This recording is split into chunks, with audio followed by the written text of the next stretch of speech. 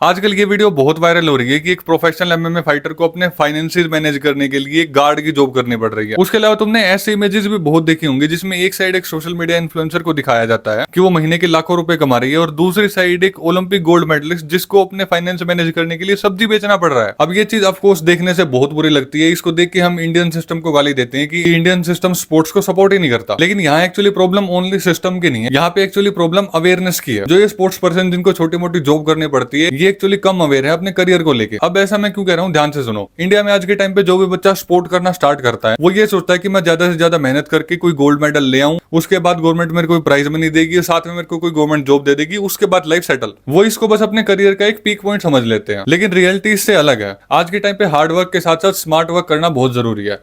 देखो सिंपल बात है, स्पोर्ट्स भी एक करियर है, उसको हम कोई साइड एक्टिविटी के तौर पे नहीं रख सकते। अब अगर तुम किसी करियर में एंटर कर रहे हो तो सबसे पहले तुम्हारे को ये चीज देखनी चाहिए कि इसमें इनकम के क्या क्या सोर्सेज हैं। अगर तुम स्पोर्ट्स में भी ध्यान से देखो तो उसमें भी कई अलग अलग तरीके हैं पैसे कमाने के। जैसे कि तुम अपनी खुद की एकेडमी खोल लो, और इसमें सबसे पावरफुल और सबसे बड़ा तरीका है सोशल मीडिया। अगर तुम कोई प्रोफेशनल स्पोर्ट्समैन हो तो तुम्हारे को स्पोर्ट्स करने के साथ साथ अपने कंटेंट क्रिएशन को भी उतना ही एक्टिव रखने की जरूरत है। तुम जो स्पोर्ट्स करते हो उसमें अच्छे से अच्छी क्वालिटी का कंटेंट बनाओ। उससे क्या बेनिफिट होगा कि तुम्हारे को ज्यादा से ज्यादा वो लोग फॉलो करेंगे जो स्पोर्ट्स को देखना चाहते हैं। अब यहाँ से तुम्हारे को बहुत सारे ब्रांड मिलना स्टार्ट हो जाएंगे, जैसे कि स्पोर्ट्स वियर ब्रांड होते हैं, जैसे एडिडास हो गया, पूमा हो गया। उसके अलावा प्रोटीन और स्पोर्ट्स सप्लीमेंट के ब्रांड भी बहुत सारे हैं जो आज के टाइम पर स्पॉन्सरशिप देते हैं। अगर तुम्हारे को स्पोर्ट्स में कामयाब होना है तो तुम्हारे को कंटेंट बनाना ही पड़ेगा। ये चीज बिल्कुल गलत है कि तुम आंख बंद करके गवर्नमेंट के भरोसे बैठ जाओ कि मैं बस मेडल ले आऊंगा और गवर्नमेंट मेरे को पैसे दे देगी। ये चीज एनालाइज करनी बहुत जरूरी होती है कि लाखों बच्चे ऐसे होते हैं जो स्पोर्ट्स के लिए खेलते हैं। अब ऐसा तो है नहीं कि एक ही स्पोर्ट्स में लाखों बच्चे गोल्ड मेडल ले आएंगे, पर इसका मतलब ये नहीं होना चाहिए कि तुम्हारे पास मेडल नहीं आया तो तुम पैसे नहीं कमा पाओगे।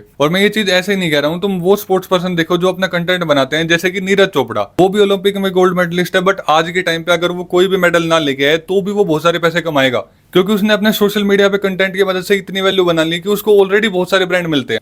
आज के टाइम पे सक्सेसफुल होने के लिए सिर्फ टैलेंट की जरूरत नहीं है, टैलेंट के साथ साथ हमारे को स्ट्रेटेजी भी बनानी पड़ेगी। बाकी तुम्हारे क्या विचार है कमेंट करके बताओ और फॉलो कर लो। मैं मिलता हूँ नेक्स्ट वीडियो में।